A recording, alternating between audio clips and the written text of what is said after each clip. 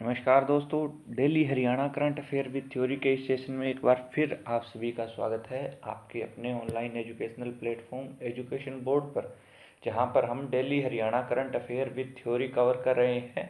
आज की क्लास में हम कवर करेंगे 11 मार्च का करंट अफेयर। आज की क्लास में सबसे महत्वपूर्ण हमारे क्वेश्चन बनेंगे, क्योंकि यहाँ पर जो हमारे क्वेश्चन बनने जा रहे हैं उसके अंदर कई इंपॉर्टेंट चीज़ें रहेगी जो आपकी इंडियन हिस्ट्री से रिलेट होंगी।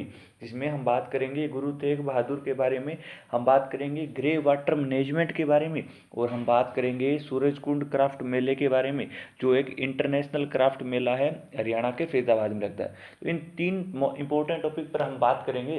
शुरुआत करते हैं हम आज के अपने सेशन की, जिसमें सबसे पहले हम बात करेंगे कि श्री गुरु तेग बहादुर जी के नाम पर किस विश्वविद्यालय में पीठ स्थापित करने की घोषणा की गई है।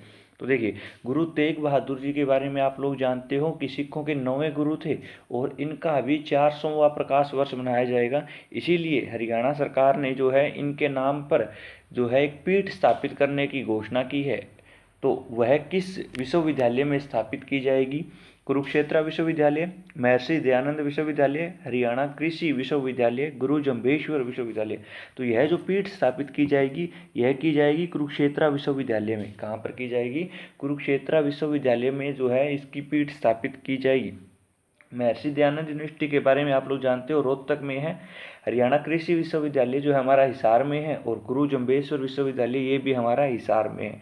कुछ बात करते हैं हम गुरु तेग बहादुर जी के बारे में। तो याद रखिएगा कि गुरु तेग बहादुर जी के 400वें प्रकाश वर्ष पर कुरुक्षेत्र विश्वविद्यालय में पीठ स्थापित करने की हरियाणा सरकार ने घोषणा करी है।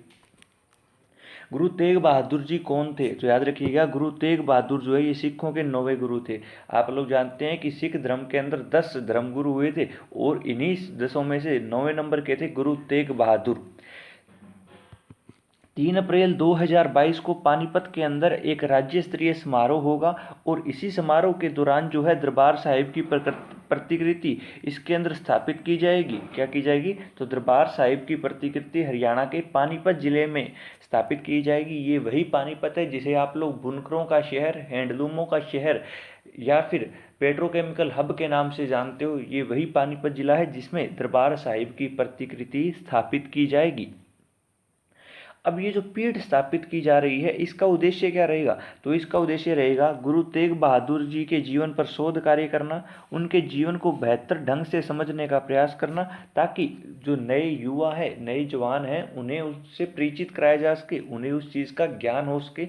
इसी उद्देश्य से जो है इस पीठ की स्थापना की गई है। अब यहाँ पे एक चीज़ लिखी हुई है HSGMC। अगर आप बात करें HSGMC क्या है, तो याद रखिएगा कई बार आपसे पूछा जाता है फुल फॉर्म के बारे में। तो HSG का मतलब बनेगा कि हरियाणा सिख, जी का मतलब होगा गुरुद्वारा, M का मतलब होगा मैनेजमेंट, और C का मतलब होगा कमेटी। तो हरियाणा सिख गुरुद्वारा प्रबंधन कमेटी जो है, जो सिखों के जितने भी गुरुद्वारे हैं उनसे रिलेटेड है, उनकी एक संस्था है HSGMC। अगर अब हम बात करें गुरु तेग बहादुर जी के जीवन के बारे में, तो याद रखिएगा महत्वपूर्ण बातें हैं आपको याद रखनी पड़ेगी कि सिखों के 9वें गुरु थे गुरु तेग बहादुर जी। गुरु तेग बहादुर जी के जो बचपन का नाम था वो था त्यागमल। तेग बहादुर का जो शाब्दिक अर्थ होता है वो होता है बहादुर तलवारधारी। इनका जन्म पंजाब के अमृतसर में 1 अप्रैल 1621 को हुआ था। इनके बचपन का नाम त्यागमल था। इनके पिता का नाम गुरु हरगोविंद सिंह, और आप लोग जानते हैं गुरु हरगोविंद सिंह जो हैं ये सिखों के छठे गुरु थे। इनकी माता का नाम माता नानकी, और इनके भाई जो थे जिनका नाम गुरदास था, उन्हीं से इन्होंने संस्कृत, हिंदी और गुरुमुखी को सीखा था। तो सिखों के 9वें गुरु जिनके बचपन का नाम त्यागमल था, पंजाब के अमृतसर में 1 अप्रैल 1621 को इनका जन्म हुआ था। और पिता गुरु हरगोविंद सिंह थे जो सिखों के छठे गुरु थे। इनकी माता का नाम नानकी था। इन्होंने अपने भाई गुरदास से जो है संस्कृत, हिंदी और गुरुमुखी को सीखा था। इन्होंने घुड़सवारी और तीरंदाजी की जो शिक्षा है वो बाबा बुद्ध जी से ली थी, इतना इंपॉर्टेंट नहीं है। गुरु गोविंद सिंह, इनके पिता के द्वारा ही इनको तलवार चलाना सिखाया गया था। त्यागमल जी जब मात्र 13 वर्ष के आयु के थे तो इन्होंने अपने पिता गुरु हरगोविंद सिंह के साथ मिलकर सिखों के खिलाफ लड़ाई लड़ी, और मुगलों के खिलाफ जो है इन्होंने लड़ाई लड़ी और करतारपुर में घेराबंदी की। देखिए, जो गुरु तेग बहादुर जी है उनका बचपन का नाम त्यागमल था। उनका नाम गुरु तेग बहादुर क्यों पड़ा, इसके अंदर वो कहानी बताई गई है आपको। तो देखिए, जब त्यागमल जी 13 वर्ष की आयु के थे तो इनके पिता गुरु हरगोविंद सिंह ने मुगलों की सेना के खिलाफ लड़ाई लड़ी और करतारपुर में घेराबंदी कर ली। और जब इन्होंने घेराबंदी की तो गुरु हरगोविंद सिंह और त्यागमल जी के पराक्रम से करतारपुर को सिखों ने सफलतापूर्वक मुगलों से बचा लिया था। इस युग में त्यागमल के द्वारा महान वीरता और बेहतर सैन्य पराक्रम देकर गुरु गोविंद सिंह जी ने ही अपने बेटे को तेग बहादुर की उपाधि से सम्मानित किया था। तो अगर आपसे ये पूछ लिया जाए, बताइए गुरु तेग बहादुर जिन्हें त्यागमल के नाम से आप जानते हो, उन्हें तेग बहादुर की उपाधि किसने दी थी? तो इन्हीं के ही पिता गुरु हरगोविंद सिंह के द्वारा जो है इन्हें उपाधि दी गई थी तेग बहादुर की। और तेग बहादुर का मतलब क्या होता है? बहादुर तलवारधारी इसका मतलब होता है। तो किस प्रकार इनका नाम पड़ा था? त्यागमल से गुरु तेग बहादुर हमने देख लिया। 1332 में तेग बहादुर की शादी हुई थी माता गुजरी के साथ। इनकी पत्नी का नाम था गुजरी।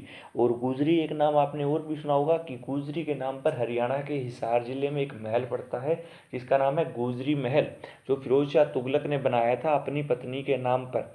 याद रखिए, इनकी पत्नी का नाम भी गुजरी था। फिर इनकी शादी के बाद कुछ समय उपरांत तेग बहादुर जी अकेले रहने लगे और अकेले रहने के बाद धीरे धीरे उन्होंने आपको लोगों से अलग कर लिया। और जब इन्होंने लोगों से अलग कर लिया तो इनके पिता ने गुरु हरगोविंद सिंह ने इन्हें अपनी पत्नी और माँ के साथ बकाला नामक गांव में स्थानांतरित होने के लिए कहा। और उसके बाद गुरु तेग बहादुर जी जो है बकाला गांव में जाकर 2 वर्षों तक अकेले एक कमरे में रहकर अधिकतर समय बिताने लगे। ये ध्यान लगाने लगे प्रभु के अंदर। और जब इन्होंने 2 साल अकेले रहकर गुरु के अंदर ध्यान लगाना शुरू कर दिया तो इन्हें बाद में सिखों के 9वें गुरु के रूप में जाना गया। बकाला में रहने के दौरान तेग बहादुर जी ने बड़े पैमाने पर यात्राएं की, यहाँ तक कि सिखों के जो 8वें गुरु थे जिनका नाम था गुरु हरकृष्ण जी, उनसे मिलने के लिए दिल्ली भी पहुंचे थे। तो इसमें 2-3 बातें आपको याद रखनी है। जैसे गुरु तेग बहादुर के नाम पर जो है किस विश्वविद्यालय में पीठ स्थापित की जाएगी? तो कुरुक्षेत्र विश्वविद्यालय में, जो कि कुरुक्षेत्र जिले में है। इनका कौन सा प्रकाश वर्ष बनाया जाएगा? तो 400वां प्रकाश वर्ष। गुरु तेग बहादुर कौन से नंबर के गुरु थे? तो सिखों के 9वें गुरु थे। इनके बचपन का नाम त्यागमल था। पिता गुरु हरगोविंद सिंह थे, माता नानकी थी। इनका नाम त्यागमल से गुरु तेग बहादुर किस प्रकार पड़ा? आपको बताया, इनके पिता के द्वारा ही इनको एक उपाधि दी गई थी, सिखों के 9वें गुरु के रूप में जाने गए थे। इतनी सारी बातें आपको याद रखनी है। चलिए, अगला क्वेश्चन है कि ग्रे वाटर मैनेजमेंट के पहले चरण में कितनी जोड़ों की कायाकल्प बदली जाएगी? देखिए, ग्रे वाटर मैनेजमेंट कुछ नहीं है। इसके अंदर क्या होगा, जो गाँवों के अंदर तालाब होते हैं और तालाबों के अंदर जो पानी होता है उस पानी को साफ सुथरा करके और उसके पानी को सिंचाई के रूप में प्रयोग किया जाएगा। यही है आपकी ग्रे वाटर मैनेजमेंट। तो आपसे पूछा गया है कि ये जोड़ो लिखा हुआ है, जोड़ो नहीं, ये जोहड़ है। तालाब जिसे आप लोग बोलते हो, ये वही तालाब है आपका। तो ये आपका तालाब है। तो इसके अंदर जो कायाकल्प की जाएगी वह कितने जोहड़ की या कितने तालाब या कितने जलाशयों की या कितने सरोवरों की कायाकल्प की जाएगी? तो याद रखिएगा, इसके अंदर कायाकल्प की जाएगी 3400 सरोवर की। ग्रे वाटर मैनेजमेंट योजना गांव के तालाब के पानी को सिंचाई में प्रयोग करना, ये वही है। याद रखिएगा, हरियाणा के विकास और पंचायत व पुरातत्व और संग्रहालय मंत्री जो है वो है देवेंद्र सिंह बबली। तो ये भी आपसे अगर पूछा जाए कि हरियाणा के विकास और पंचायत व पुरातत्व और संग्रहालय मंत्री कौन है, तो वो है देवेंद्र सिंह बबली। चलिए, लास्ट क्वेश्चन है आज का जो महत्वपूर्ण रहने वाला है, क्योंकि सूरजकुंड मेला आप लोग जानते हो कोरोना वायरस के चलते स्थगित कर दिया गया था। अभी उसका दोबारा आयोजन किया जाएगा। अगर आपने पिछली क्लास से भी हमारी देखी है तो मैंने आपको बताया था कि सूरजकुंड जो हमारा इंटरनेशनल क्राफ्ट है यह फरवरी माह में आयोजित होता है। लेकिन अब जो है हरियाणा सरकार ने फैसला लिया है कि यह फरवरी के साथ साथ नवंबर माह में भी आयोजित करवाया जाएगा। तो जब यह स्थगित हो गया था फरवरी में, तो अभी सरकार ने इसे करवाने का दोबारा से आयोजित करने का फैसला लिया है। तो आपसे पूछा गया है कि सूरजकुंड मेले का आयोजन कब से कब तक किया जाएगा? 19 मार्च से 4 अप्रैल, 19 मार्च से 19 अप्रैल, 4 मार्च से 19 अप्रैल और इनमें से कोई नहीं। तो याद रखिएगा, जो ये सूरजकुंड मेला है इसका जो आयोजन किया जाएगा यह 19 मार्च से लेकर 4 अप्रैल तक किया जाएगा। आपने एक नाम सुना होगा अनंगपाल द्वितीय का, जो तोमर वंश का एक शासक था। और इसी अनंगपाल द्वितीय के द्वारा हरियाणा के फरीदाबाद जिले में एक कुंड का निर्माण करवाया गया जिसका नाम था सूरजकुंड। और जब इसने सूरजकुंड का निर्माण करवाया हरियाणा के फरीदाबाद जिले में, तब इसी अनंगपाल द्वितीय को सूरजपाल के नाम से भी जाना गया। जनवरी 2021 में जो ग्राम सेवक का एग्जाम हुआ था उसके अंदर ये क्वेश्चन भी पूछा गया था। बताइए सूरजकुंड का निर्माण किसके द्वारा करवाया गया था? तो उसके अंदर ऑप्शन में दिया हुआ था सूरजपाल। तो जब उसने सूरजकुंड का निर्माण करवाया तभी से उसका नाम जो है सूरजपाल पड़ गया। तो ये बात भी आपको याद रखनी है कि सूरजकुंड का निर्माण किसने करवाया था? तो वो करवाया था अनंगपाल द्वितीय ने। किस वंश से संबंध रखता था? तो वह संबंध रखा करता था तोमर वंश से। चलिए कुछ और इम्पोर्टेंट पॉइंट को हम देखते हैं कि यह जो इस बार सूरजकुंड इंटरनेशनल क्राफ्ट मेला लगने जा रहा है, यह कौन से नंबर का है? तो यह 35वां है। कौन से नंबर का है? 35वां सूरजकुंड इंटरनेशनल क्राफ्ट मेला लगेगा, जो 19 मार्च से लेकर 4 अप्रैल 2022 तक चलेगा आपका। इसके अंदर दो चीज़ें होती है, एक तो होता है थीम स्टेट और एक होती है थीम कंट्री। इस बार जो इसकी थीम स्टेट रहने वाली है वो है जम्मू कश्मीर। कौन सा रहेगा? तो वो रहेगा आपका जम्मू कश्मीर। और थीम कंट्री जो है वो कौन सी रहेगी? उज्बेकिस्तान रहेगा। और उज्बेकिस्तान से संबंध है ताशकंद का। और मैंने आपको बताया था ताशकंद समझौता हुआ था, और ताशकंद समझौते से मैंने पिछली क्लास में आपको एक बताया भी था कि उज्बेकिस्तान के ताशकंद, उज्बेकिस्तान में ही अभी एक और चैंपियनशिप हुई थी, उसके बारे में मैंने आपको बताया था। चलिए याद रखिएगा, अंतर्राष्ट्रीय क्राफ्ट मेले का आयोजन प्रतिवर्ष फरवरी माह में सूरजकुंड फरीदाबाद में किया जाता है। मोस्ट इंपोर्टेंट पॉइंट रहेगा कि बताइए इसका आयोजन कहाँ पर किया जाता है? तो सूरजकुंड मेले का आयोजन फरवरी महीने में किया जाता है हरियाणा के फरीदाबाद जिले में पड़ने वाले सूरजकुंड में। इसका निर्माण मैंने बताया अनंगपाल द्वितीय, वही आगे चलकर सूरजपाल के नाम से जाना गया, तोमर वंश का शासक था। पहली बार इसका जो आयोजन किया गया था, देखिए कुछ महत्वपूर्ण पॉइंट और देखते हैं कि पहली बार जब इसका आयोजन किया गया था तो यह 1987 में सिर्फ एक जिले यानी सिर्फ और सिर्फ फरीदाबाद में आयोजन किया गया। अगले ही साल इसका आयोजन पूरे राज्य स्तर पर किया गया, और उससे अगले साल 1979 में इसका आयोजन राष्ट्रीय स्तरीय किया गया। तो तीनों बातें इंपॉर्टेंट है। पहली बार जिला स्तर पर आयोजन हुआ 1987 में, अगले साल आपका राज्य स्तरीय, और उसके बाद राष्ट्रीय स्तरीय पर इसका आयोजन हुआ। जिला स्तर की अगर आप बात करें, जिला स्तर में सिर्फ और सिर्फ फरीदाबाद जिले में ही आयोजित हुआ और वहीं के ही लोगों ने इसमें भाग लिया। राज्य स्तरीय में क्या होगा कि इसके अंदर जो हरियाणा के बाकी अन्य डिस्ट्रिक्ट हैं, जो अन्य जिले हैं, उन्होंने भी इसमें पार्टिसिपेट किया, उन्होंने भी इसमें भाग लिया। और राष्ट्रीय स्तरीय का मतलब ये हुआ कि हरियाणा के अलावा जो बाकी अन्य राज्य हैं उन राज्यों ने भी इस मेले के अंदर भाग लिया और इसको देखा। तो ये था आपका सूरजकुंड क्राफ्ट मेला। चलिए कुछ और इंपॉर्टेंट पॉइंट देखते हैं कि अगर आप हम बात करें कि इसके अंदर थीम राज्य रहा था, तो थीम राज्य पहला कौन सा रहा था? तो इसके अंदर पहला थीम राज्य या थीम स्टेट रहा था राजस्थान। राजपुतानाओं का जो शहर कहलाता है वो है राजस्थान। और आप लोग जानते हो क्षेत्रफल की दृष्टि से राजस्थान भारत का सबसे बड़ा जिला है, और इसी के अंदर पड़ता है आपका थार रेगिस्तान, जो कि भारत का सबसे बड़ा क्या है? रेगिस्तान है।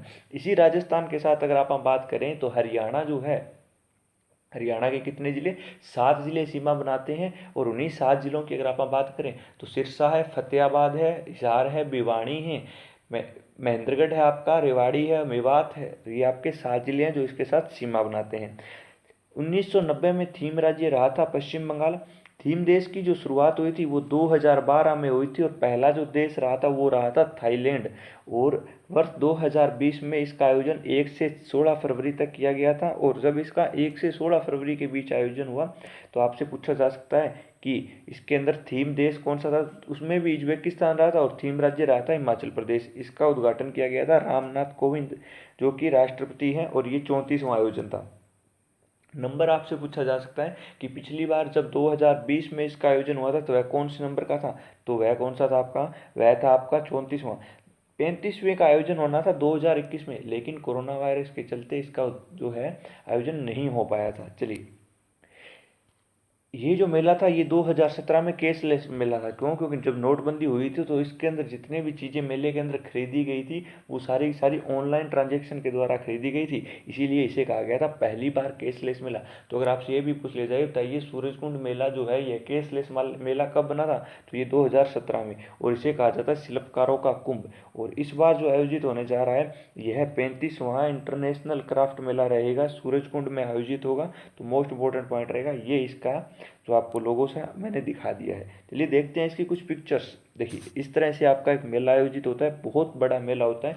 लगभग आपका ये मान के चलिए 15 से 20 दिन इसका आयोजन होता है। अब से हरियाणा में 2 बार आयोजित होगा। होना इसका फरवरी में आयोजन था, लेकिन कोरोना वायरस के चलते स्थगित किया गया। अब जो है इसका आयोजन बीच में ही करवाया गया है। आगे नवंबर में फिर आयोजित होगा, उसके बाद फरवरी और नवंबर में ही इसका आयोजन किया जाएगा। मोस्ट इंपॉर्टेंट पॉइंट रहेगा कि इसके अंदर आपसे पूछा जा सकता है कि इस बार जो है थीम राज्य कौन रहेगा, जम्मू कश्मीर रहेगा। थीम कंट्री कौन सी रहेगी, उज्बेकिस्तान रहेगा। और आपको पता होगा कि जम्मू कश्मीर के ऊपर ही मूवी आई है अभी दी फाइल्स, जो कि जम्मू कश्मीर के पंडितों के ऊपर बनी हुई है। और उसी फिल्म को जो है हरियाणा सरकार ने टैक्स फ्री कर दिया है। क्या कर दिया उसको हरियाणा सरकार ने टैक्स फ्री कर दिया है। तो मोस्ट इंपॉर्टेंट आपसे क्वेश्चन पूछा जाएगा, बताइए हरियाणा सरकार ने हाल ही में कौन सी फिल्म को टैक्स फ्री कर दिया है। तो वो फिल्म है द कश्मीर फाइल। कौन सी थी, द कश्मीर फाइल्स को भी टैक्स फ्री कर दिया है। तो दोस्तों ये थी हमारी आज की क्लास, जिसमें हमने सारे इंपॉर्टेंट पॉइंट को कवर कर लिया। पीडीएफ के लिए आप ज्वाइन कर सकते हैं हमारे टेलीग्राम चैनल एजुकेशन बोर्ड को। चैनल को आप लोग दोस्तों सब्सक्राइब करें, अपने बाकी दोस्तों से शेयर करें। और मिलते हैं हम कल की क्लास में एक और ज़बरदस्त सेशन के साथ, जिसमें हम कल की क्लास में बहुत सारे महत्वपूर्ण पॉइंट को कवर करेंगे, जिसमें हम बात करने वाले हैं कुछ अवार्ड्स की, कुछ अन्य बातों की। आज के लिए इतना ही, धन्यवाद।